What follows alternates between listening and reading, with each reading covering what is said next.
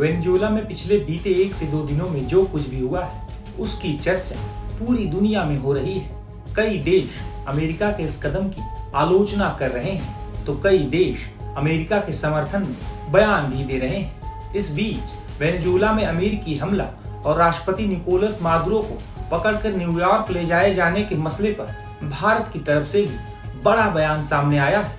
Venezuela में हुए घटनाक्रम पर भारतीय विदेश मंत्रालय की तरफ से बयान जारी करते हुए कहा गया है कि वेनेजुएला में हालिया घटनाक्रम गहरी चिंता का विषय है।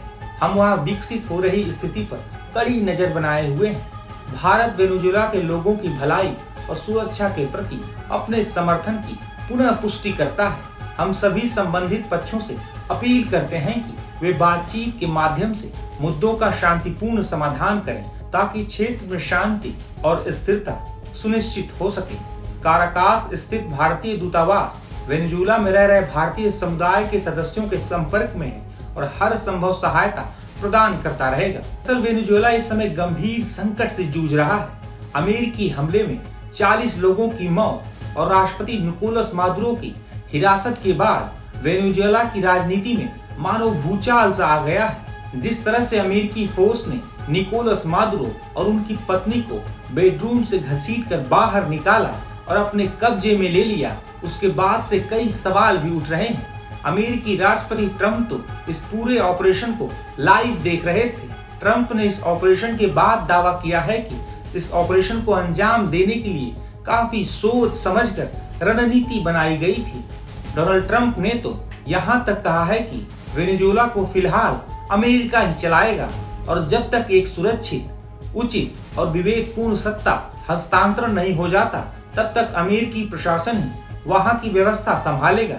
इसके साथ साथ ट्रंप ने साफ कर दिया है कि अमेरिका अब वेनेजुएला में किसी भी ऐसे नेता को बर्दाश्त नहीं करेगा जो अमेरिकी हितों या वेनेजुएला की जनता के खिलाफ काम करे। ट्रंप ने इस पूरे मिशन को अमेरिकी फर्स्ट नीति की एक बड़ी सफलता बताया है।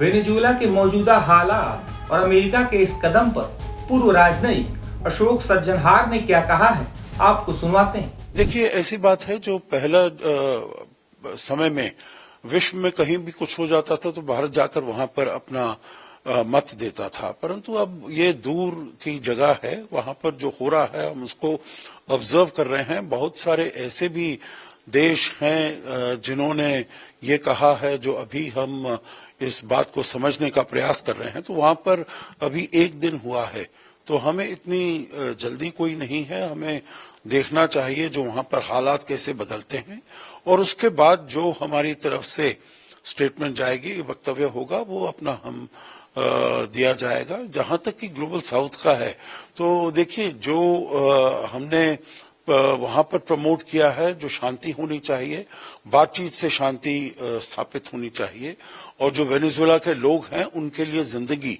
खुशहाल होनी चाहिए। तो ये सब हमने मत इसमें जाहिर किया है। हमें ये भी ध्यान रखना है जो अपने निजी हित हमारे उस क्षेत्र में क्या हैं। एक हमारे निजी हित अमेरिका के साथ है, हमारे संबंध जो हैं बहुत ही गहरे और बहुत ही व्यापक संबंध है।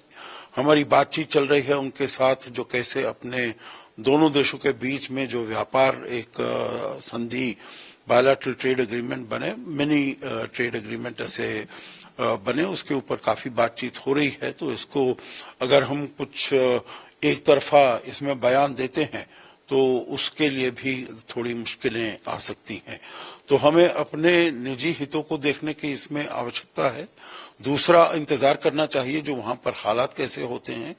और तीसरा, हमने शांति के पक्ष में वहां पर बोला है और हम ये चाहते हैं वेनेजुएला में शांति हो, क्योंकि वहां पर हमारा निवेश भी है, वहां की जो ऑयल इंडस्ट्री है वहां पर हमारा इन्वेस्टमेंट भी है और हम वहां से एनर्जी इंपोर्ट भी करना चाहते हैं, ज्यादा मात्रा में करना चाहते हैं। जब से सैंक्शंस लगे हुए हैं अमेरिका द्वारा वेनेजुएला के ऊपर, तो तब से यहाँ पर हमारे वहां से आयात करने में मुश्किल है। तो उसको भी हम चाहते हैं जो वो ठीक हो जाए। वेनेजुएला दुनिया का सबसे बड़ा तेल भंडार वाला देश है। जिसके पास करीब 303 बिलियन बैरल तेल है, जो सऊदी अरब और ईरान जैसे मुल्कों से भी काफी अधिक है। हालांकि अमेरिकी प्रतिबंधों की वजह से वेनेजुएला से कुछ ही देश तेल खरीदते रहे हैं, जिसमें चीन भी शामिल है। निकोलस मादुरो को वेनेजुएला से पकड़कर न्यूयॉर्क लाया गया है, जहां उनके खिलाफ ड्रग्स के मामले में केस भी दर्ज है।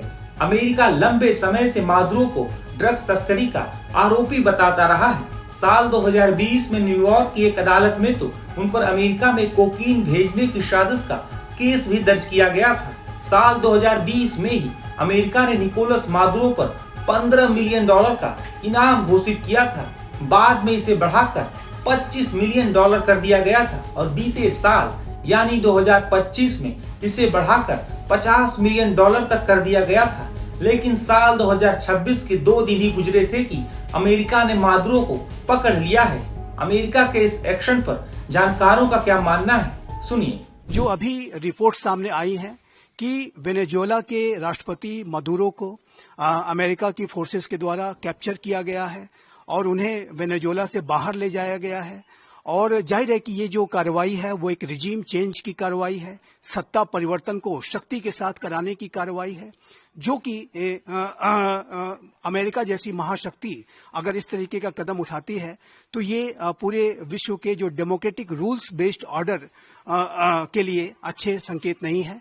और यही यूनाइटेड स्टेट्स ऑफ अमेरिका, जो कि पूरे विश्व में लोकतंत्र की, ह्यूमन राइट्स की और डेमोक्रेटिक रूल्स बेस्ड ऑर्डर की दुहाइयां देता है, उसके संदर्भ में अपने तर्कों को रखता है, आखिर वो किस आधार पर अपने इस एक्शन को डिफेंड कर पाएगा। और यूनाइटेड स्टेट्स ऑफ अमेरिका के राष्ट्रपति डोनाल्ड ट्रंप जहां एक तरफ रशिया यूक्रेन युद्ध को शांत कराने के लिए, एक सीज फायर को कराने के लिए वो लगातार नेगोशिएशंस को पुश कर रहे हैं और वो स्वयं इस बात के दावे करते हैं कि उन्होंने 8 युद्ध रुकवाए हैं और वो नोबेल शांति पुरस्कार के आकांक्षी भी हैं। और ऐसे अमेरिका के द्वारा और अमेरिका के राष्ट्रपति डोनाल्ड ट्रंप के एडमिनिस्ट्रेशन के द्वारा वेनेजुएला पर किया गया हमला, आखिर अमेरिका किस आधार पर फिर डेमोक्रेटिक रूल्स बेस्ड ऑर्डर की बात कर पाएगा।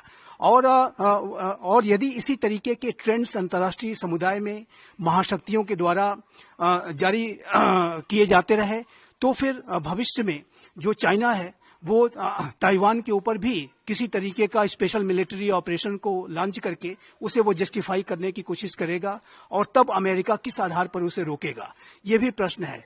और वर्तमान समय में अमेरिका के द्वारा रशिया की इस बात की बड़ी आलोचना की जाती है कि रशिया ने फरवरी 2022 में एक स्पेशल मिलिट्री ऑपरेशन के माध्यम से यूक्रेन पर हमला कर दिया। और जाहिर है कि वर्तमान समय में आज के दिन जो अमेरिका के द्वारा जो हमला किया गया है वो भी एक स्पेशल डेल्टा फोर्स के द्वारा ये हमला किया गया है। तो उसको फिर जो अमेरिका के द्वारा रशिया और चाइना की जो आलोचनाएं की जाती हैं, आखिर वो उसको अमेरिका किस आधार पर भविष्य में करेगा। तो ये सारे बड़े प्रश्न हैं और मेरा ऐसा मानना है कि विश्व में जो पहले से ही एक रणनीतिक अनिश्चितता बढ़ती जा रही थी और विश्वास का संकट महाशक्तियों के बीच में पहले से ही गहराता जा रहा था, 2 युद्ध पहले से ही चल रहे थे और ऐसे में एक तीसरा युद्ध शुरू कर देना ये जाहिर है कि कहीं से भी बुद्धिमत्तापूर्ण नहीं है। ड्रग ट्रैफिकिंग का देखिए जो विषय है वो बहुत ही महत्वपूर्ण है और ड्रग ट्रैफिकिंग पूरी मानवता के समक्ष एक चैलेंज है और अमेरिका पहले से ही कैरेबियन सीज में ड्रग ट्रैफिकिंग के खिलाफ कार्रवाइयां कर रहा था। लेकिन अमेरिका के द्वारा आज जो एक्शन लिया गया है वो क्लियरली ये दिखता है कि अमेरिका ड्रग ट्रैफिकिंग को एक आधार बना करके वो वेनेजुएला में रिजीम चेंज को कराने की उसने कवायद की है। और मैं यहाँ पर बड़े ही स्पष्ट रूप से ये कहना चाहता हूँ कि ऐसा लगता है कि यूनाइटेड स्टेट्स ऑफ अमेरिका ने अपनी पिछली गलतियों से सबक नहीं लिए हैं। यूनाइटेड स्टेट्स ऑफ अमेरिका 2003 में जब उसने इराक पर हमला किया था और उस समय अमेरिका के राष्ट्रपति जॉर्ज डब्ल्यू बुश हुआ करते थे और उन्होंने सद्दाम हुसैन के ऊपर इस बात का आरोप लगा करके कि Saddam Hussain nuclear weapons develop कर रहा है, उन्होंने ये हमला कर दिया था। खबरों की रणभूमि में यहाँ शोर नहीं सोच लड़ती, जहां शब्द नहीं फैक्ट्स वार करते हैं और हर सवाल खोलता है सच की नई परत।